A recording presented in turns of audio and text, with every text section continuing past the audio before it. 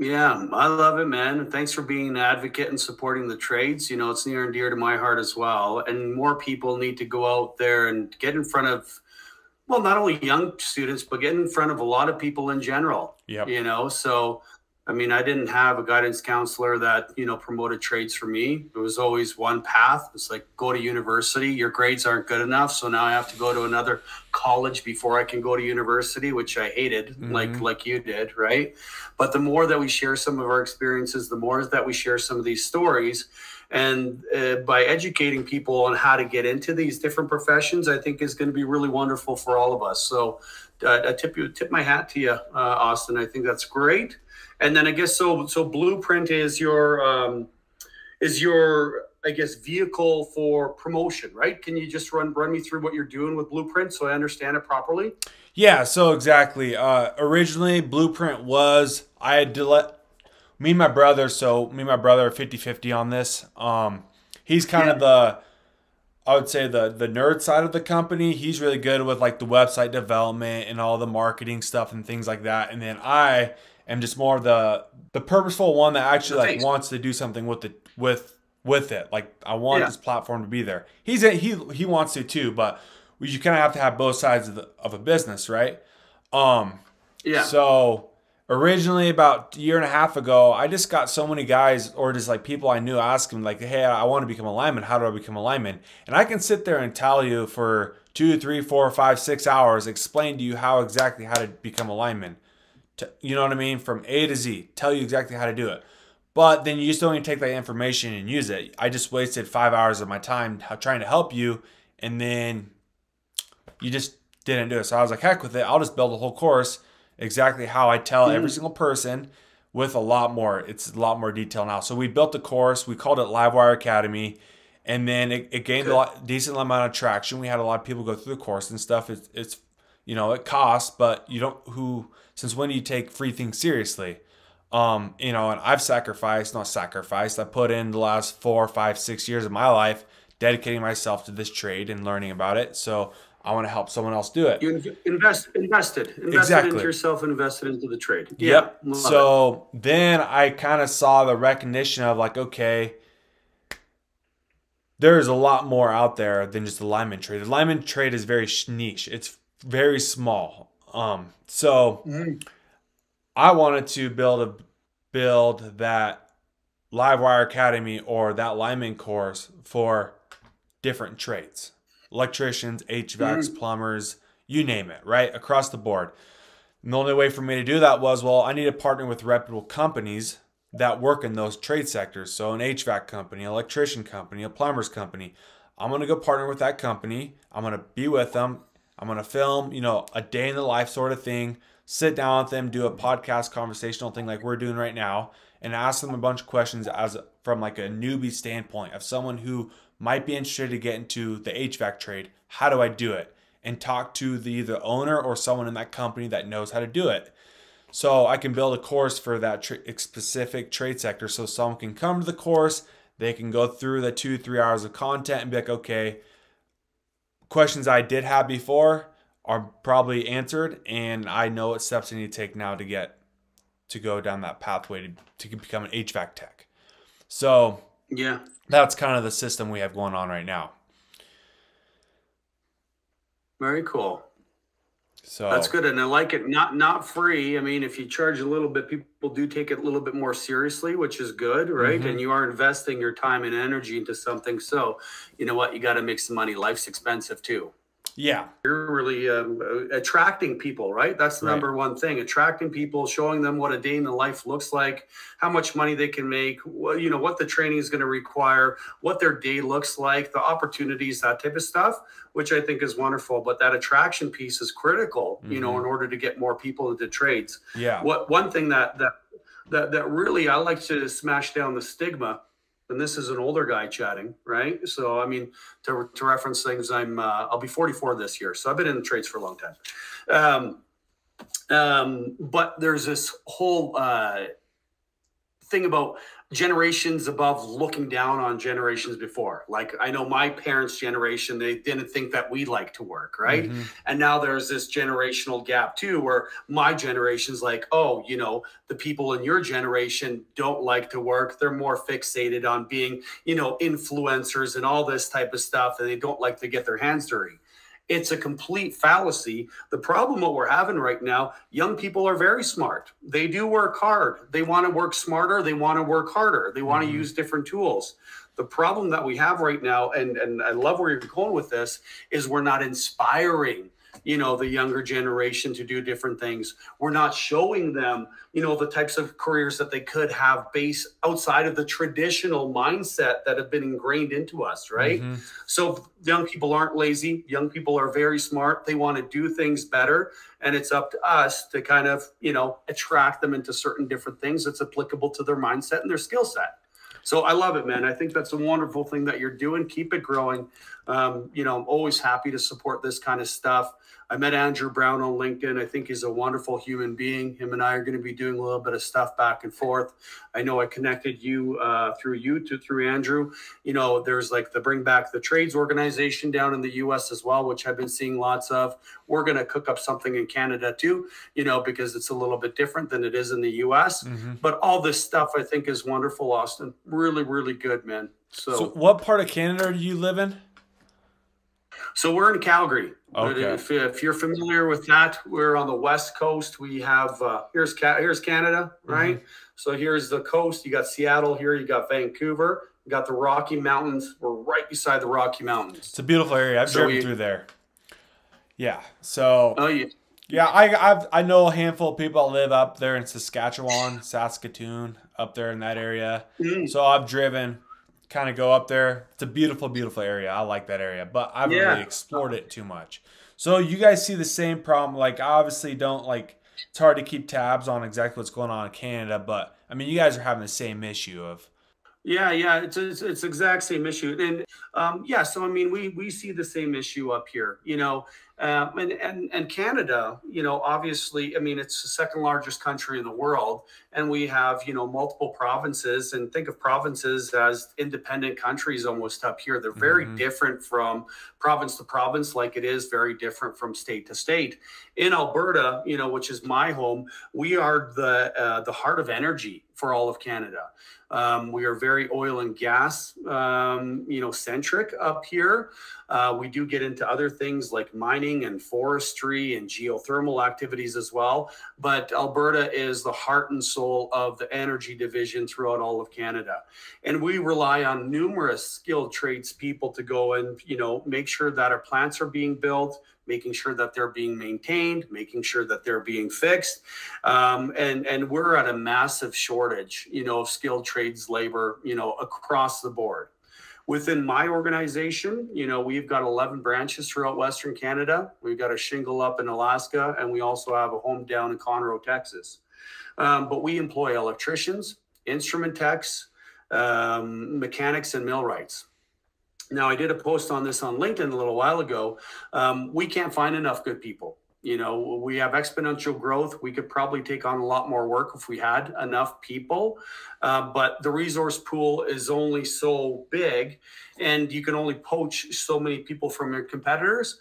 So we have to take a bit of a different approach, and then we have to start looking at developing people. When you look at the average age of an electrician in North America, and I'll include the US in this conversation too, it's 42 years old. The average age of a millwright is 48. The average age of a mechanic is 44. The average age of an instrument tech, which I was years ago, is 50 years old.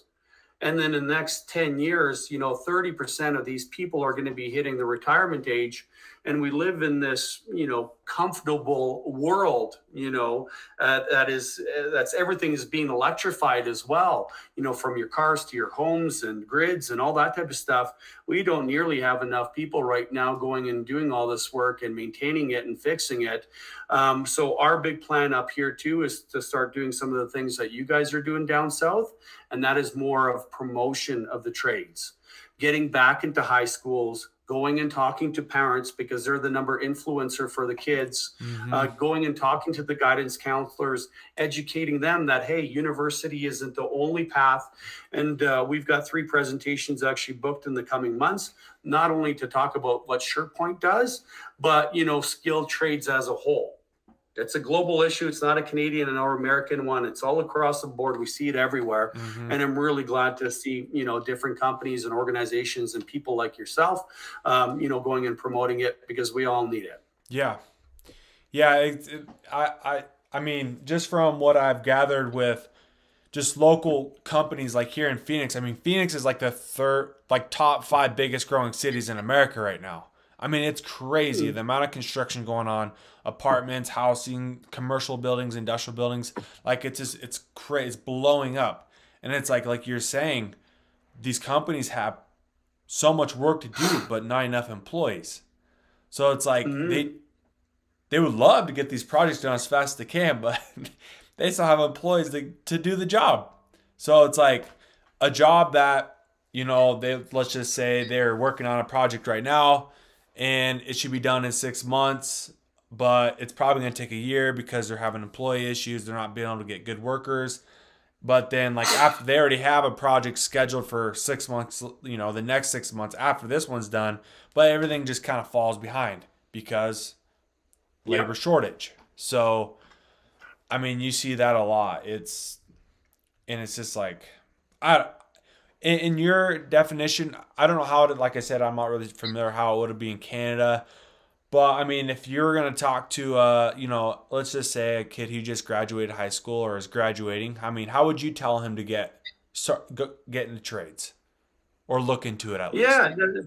Number one, I would try to get to know the kid, or the young person. Hey, what do you like? If they're really inclined and they want to go and be a doctor, I'd never want to deter them away from being a doctor.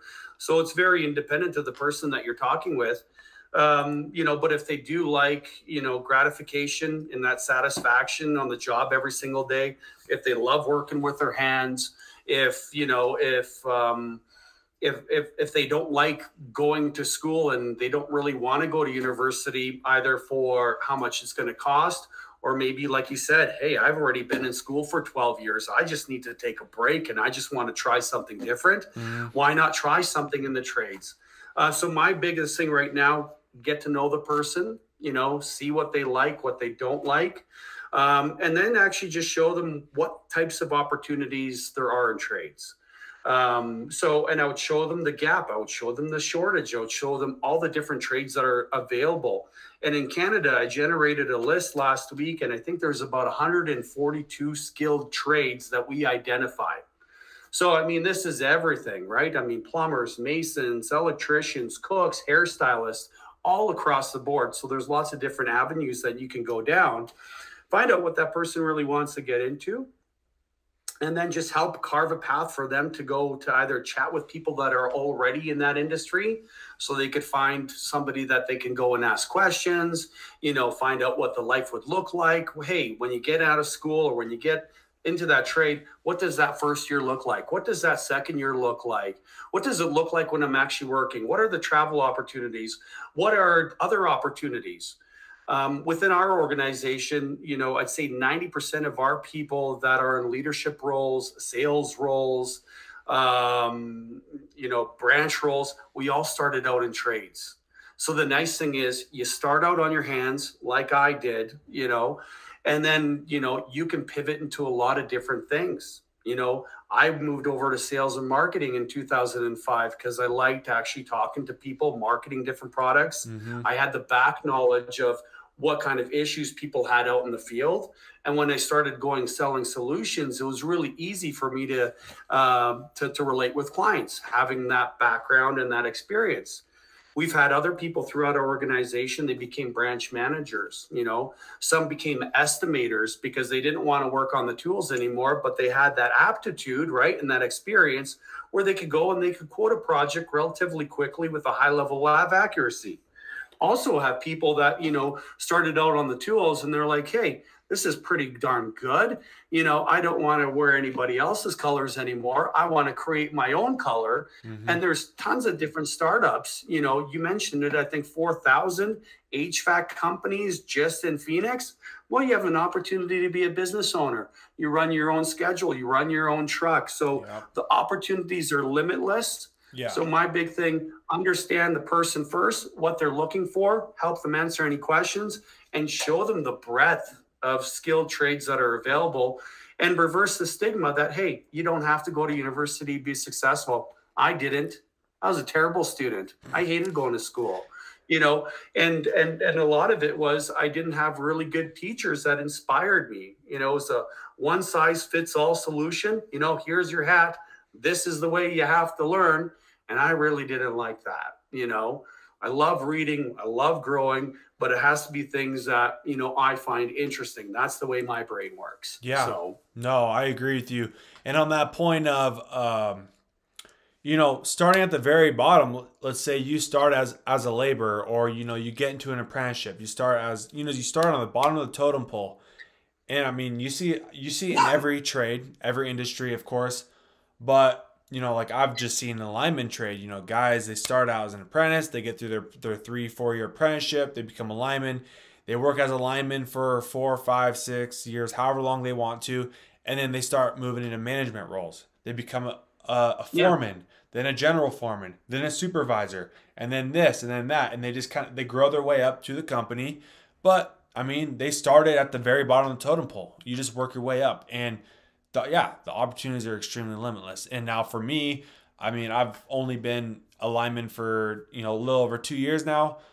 I don't see myself wanting to be in like a foreman or a general foreman position, because I tell myself I have at least be in my tools for 5 years as a journeyman lineman before I even consider that, because I just want to be able to get that experience and that knowledge before I hop into like a leadership role at 26, and then everyone on my crew is in their 30s, and they're like, who is this guy? How long have you been a lineman? 2 years, and you're already a foreman, you're already a general foreman. Like, I'm not being that guy. I need to get that experience and that knowledge before I step into those roles. But those roles will be available down the road.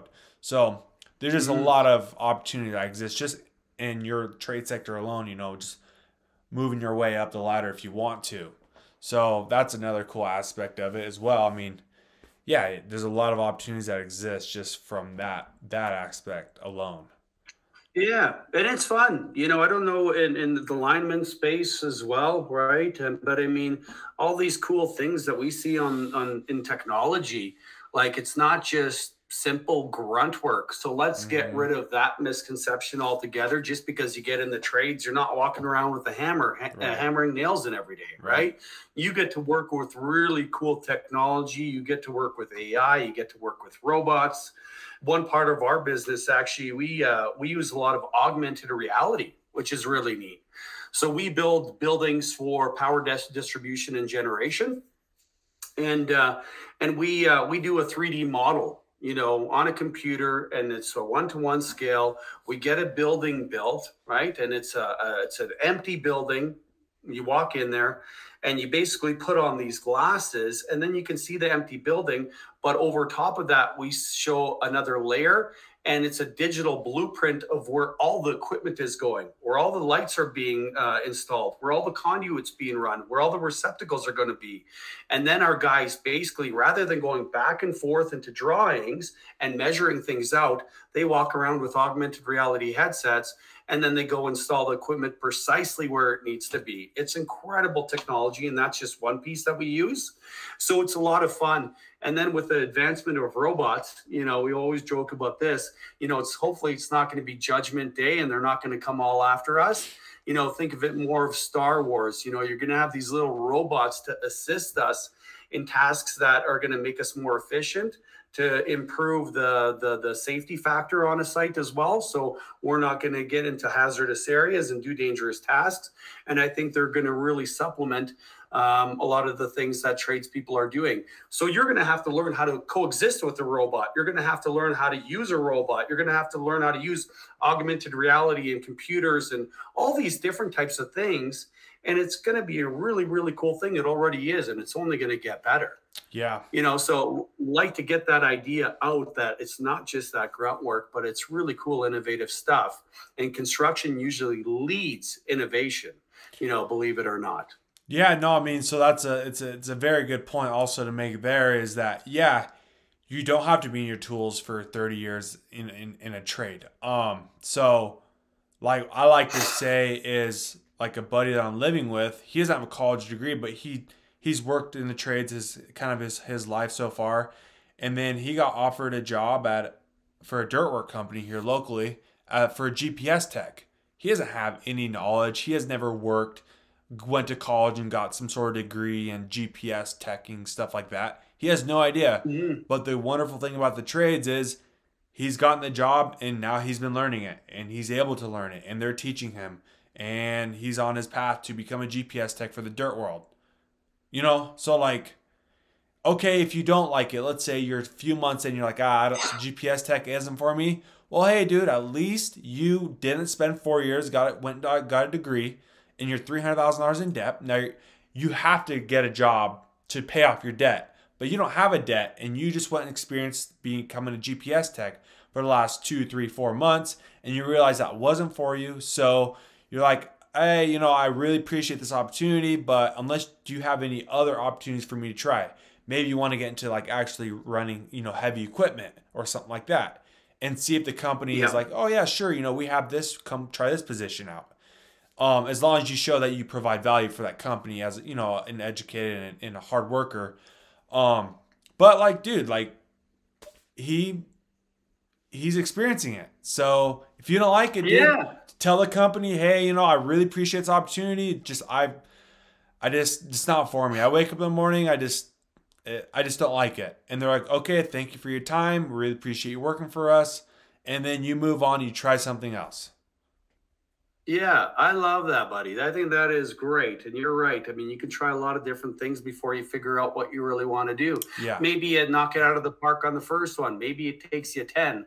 But yeah, you're not losing countless thousands and thousands upon dollars, and you're not losing years of your time. Yeah. And, I'll tell you one thing in life, and I've been at a job where I hated, I remember driving to a red brick building 20 years ago and going, oh my God, like it just sucking the life out of me. Right. I ended up staying there for 6 months after that until I got out of there.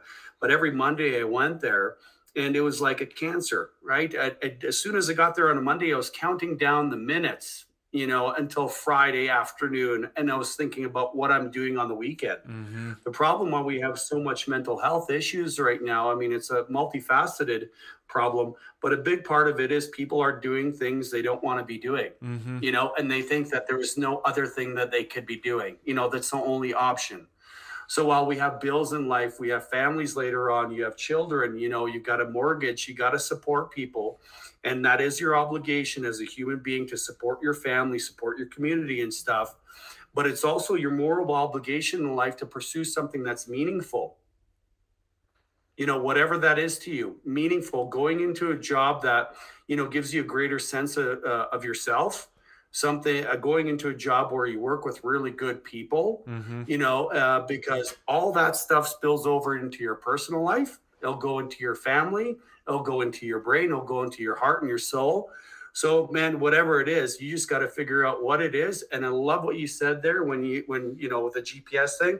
That's the beauty of it. You can try 10 different things before you find the one that you really love. And then you sink your teeth into it and your heart and soul and you get after it. And it's going to pay off tenfold. Because when you do something that you like and that you're passionate about, guess what? It doesn't feel like work anymore. Exactly. Right? It feels good. Yeah, that's why I feel like I got lucky finding the lineman trade. And then like I pursued it and I love it. So like I'm one of the very few that find something at a very young age, at 18, 19 years old, and going after it and doing it. And then like, holy crap. Yeah, I love this job. Like I love the experience and opportunities that it creates for me. But, even still, let's say you're 18, you go try construction for 6 months. I don't really like framing houses. Maybe you go do concrete for another 6 months. Maybe you go do this, go do that. By the age of 23, 24, all your buddies that went to college, they're just now graduating with a degree, $250,000 debt. Well, you just have 4 years of experience in the trades, making money while doing so. And maybe by 24, 25, that they graduate college, you found the trade that you like to be in and work in.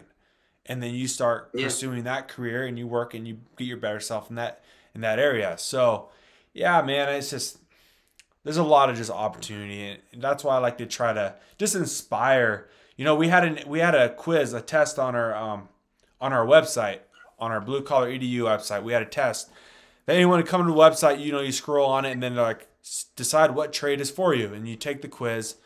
And one of the questions on there is, what age are you? And it's like 18 to 25, 26 to 30, 31 to 39, and like 40 to 45. And 80% of the answers were 18 and 25-year-olds. So right then and there just kind of gave us the thing, okay, yeah, our age demographic are 18 to 25-year-olds. My generation, I just turned 26. So that's my generation. And they're the ones that they don't know what they want to do. But trades are looking at it, and trades are coming back. I mean, people are seeing it, and I think it's going to come back in a stronger way than it ever has before. So I want to be on that path, as you know, people are looking back on the trades. If I could just help at least one person get into a trade that they like, then that's all it is for me. Like I try my hardest. Like I said, I would do it for free. You know, if people ask me questions on Instagram or email me or whatever the case may be, like, hey, I had a question about this. Hey, man, here's my phone number. Let me just call and talk to you. Let me answer your questions. I had a gentleman I met off LinkedIn. He's I won't give his name, but anyways, I contacted him. He's like, hey, I see that you're a lineman. He's like, I kind of been thinking about it. I'm 34 years old, but am I too old? I'm like, dude, no, you are not too old. Every person in my apprenticeship class was probably in their early to mid 30s was the average age. I said, dude, you are not too old. Wow. And so I was like, here's my phone number, dude. Just give me a call and I'll chat with you. I'll answer your questions. I'm going to help you where I can, you know, try to get some value exchange. And I just love to try to help, you know what I mean? Try to help them out, you know, especially in becoming into the lineman apprenticeship and things like that. That's something I'm familiar with, so I can help somebody with that. As far as the other trades go, this is awesome for me because this whole thing with Blueprint is a learning curve for me. I'm learning about how to become an HVAC tech. I'm learning about the plumbing trade. I'm learning about these different trades because I'm doing research on them and I'm talking to people about them. So I'm furthering my expansion, my knowledge about trades as a whole as well. Yeah, I love it, man. It's rewarding too when you get to help people, right? I mean, it feels good, and you get good energy and good karma coming your way too. I love it. With your when you went, hey, there's no. I'll tell you one thing. I love that you're a lineman. I definitely won't be a lineman. I'm definitely scared of heights, so I won't be getting up anywhere. But really cool. But when you said that age demographic, when you were going through lineman school, you said it was in the early 30s. Was there a common denominator, like where people were coming from, or like why all of a sudden in the early 30s are like, hey, I want to become a lineman? Was there any common theme behind that stuff, and why those people from that age were actually getting into it? From just what I gathered from, I didn't never that was 4 or 5 years ago. I never really, I guess, asked, but just from what I've gathered from people talking, it's just they worked a job that paid the bills, but it was a job. You know, it was a job, not a career. Something it was just something they had to do to pay the bills. It was in the trades, whether they were framing houses or doing this, doing that, whatever they're doing. They working in the trades. They just didn't feel like it was for them, but they just had to work to make money. And then they found out with the lineman trade, and they're like, I love it. I'm going to go for that. And then they did it, and then that was it for them. So because linemen get paid a ton of money too, like a more high-risk job, right? And you're traveling quite a bit. But I mean, way more lucrative than some of the other trades. Yeah, that's another thing too. You know, with the union as well, your benefits, your health benefits, your retirement, obviously your pay, the training you get. You know, especially with the apprenticeship, the guys you work with, you kind of know, you kind of have the same background and knowledge. So yeah, it is very lucrative. Like I said, I mean, you can work 6, 7, 8 months out of the year, and you're making six figures easy. So. Yeah. But I think that's another appealing thing to my generation is like, oh, how do I make the most money, right? And it's like, Yeah.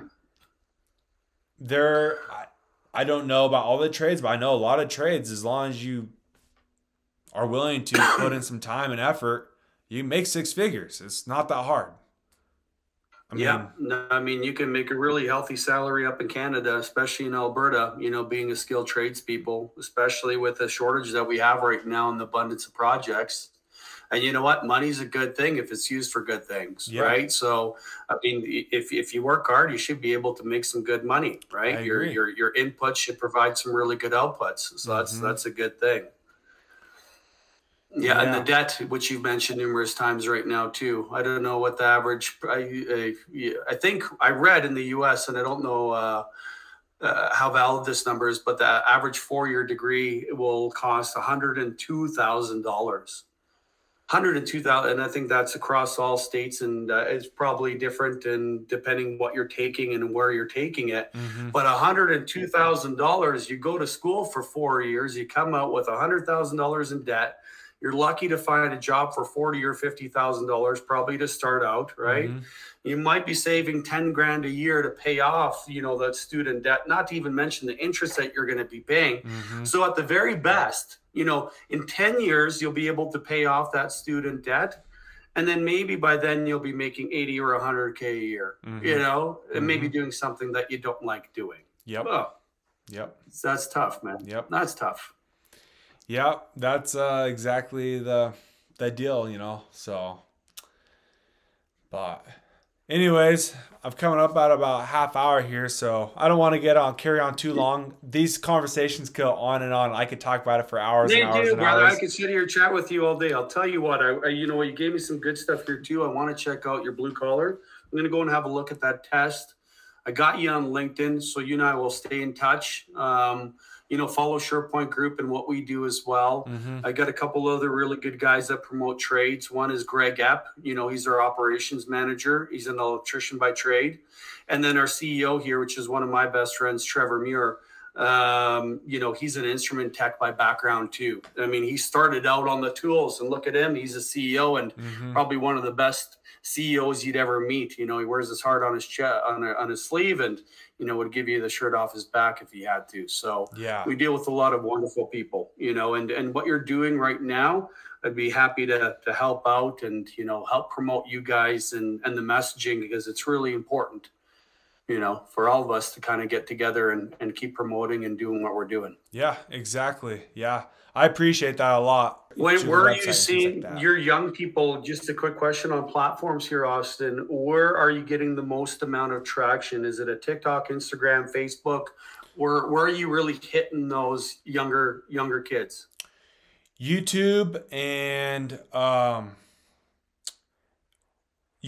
TikTok, but I've kind of steered away from TikTok a little bit. I'm just not like a huge fan of it, but it's a great networking. Just for the obvious reasons with the Chinese stuff, or I got you. That's why I'm not on there either.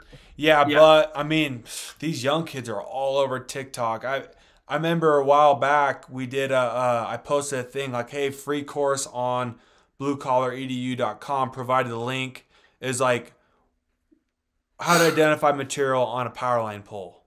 And like I posted it. And within like hours, we had like hundreds of people at the website like signing up for the free course just off one TikTok post. And I was like, wow.